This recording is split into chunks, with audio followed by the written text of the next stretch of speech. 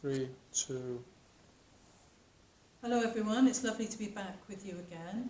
Hope you've had a really good Easter with your family and all the sunshine.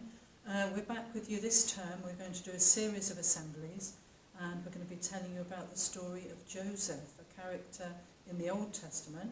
You may have heard of him already, perhaps not, but we're going to be telling you some stories about him and how God was with him through the whole of his life, through all the ups and downs and everything that happened to him. And Pete's going to come now and tell you a little bit more about him.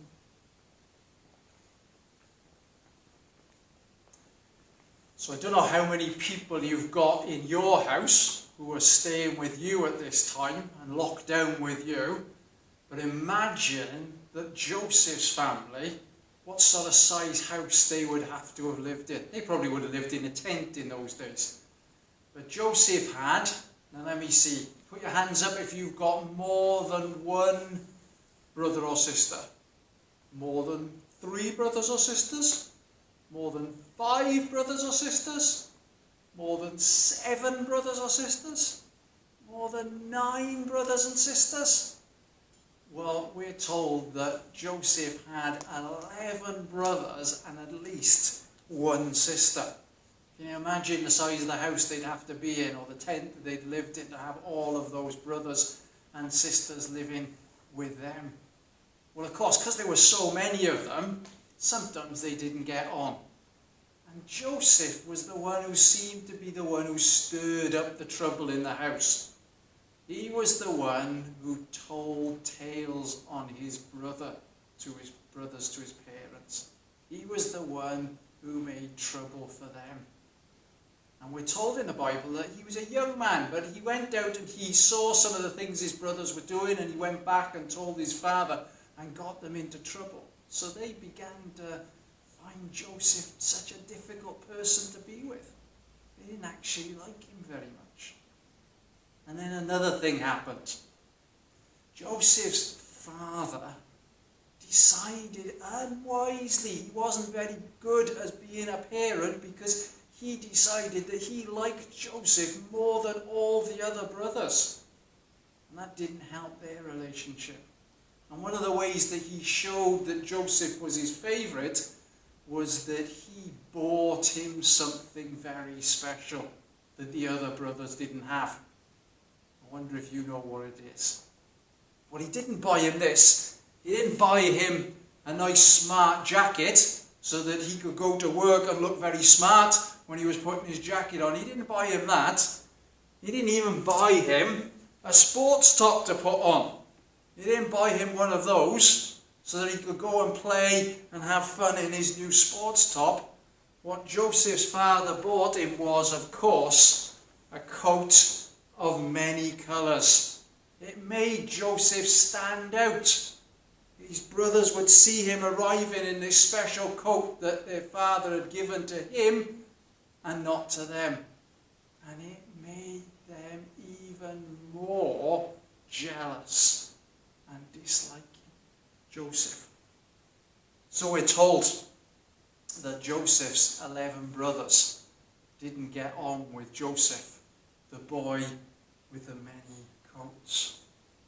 But also we're told that Joseph didn't help the situation. Not only did he not say things that were helpful at home, he would tell those tales. Not only did he wear this multicoloured coat to show that he was his father's favourite, but he also told his brothers his dreams.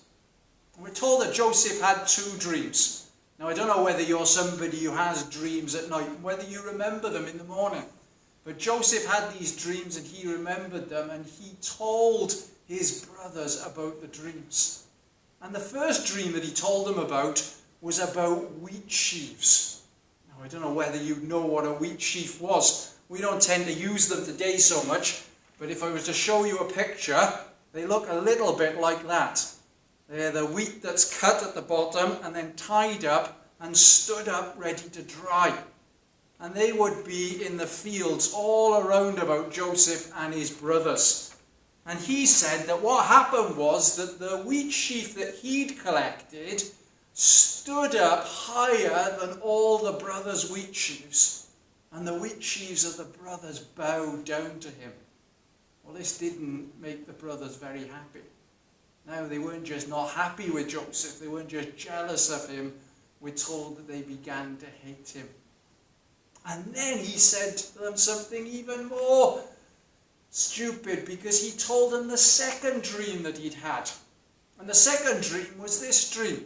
It was the dream that the sun and the moon and the stars also bowed down to his star. Wonder if you can do some stars for me at home. Make all those stars for me. Wonder if you can do a sun for me. There's a sun shining out. And I wonder if you can do a moon for me. The stars, the suns, and the moon. We're told that Joseph's star was there, and he said that all the other stars and the sun and the moon bowed down to him. Now you need to remember those two dreams, because much later on in the story, they become really important. But at this point in our story, what we've got is Joseph falling out with his 11 brothers. They go from not liking him to being jealous of him to even hating him. Wendy's going to come and tell us a little bit about what we might learn from that story at the beginning of Joseph's life.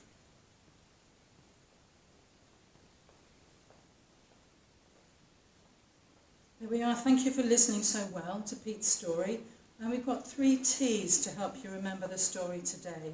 Now, early on, we heard about Joseph, that he was somebody who got people into trouble. So we want to try and say to you that it's a good idea to tell the truth, but not to tell tales. Nobody likes a telltale, do they? And we want you to remember as well to treat everybody the same.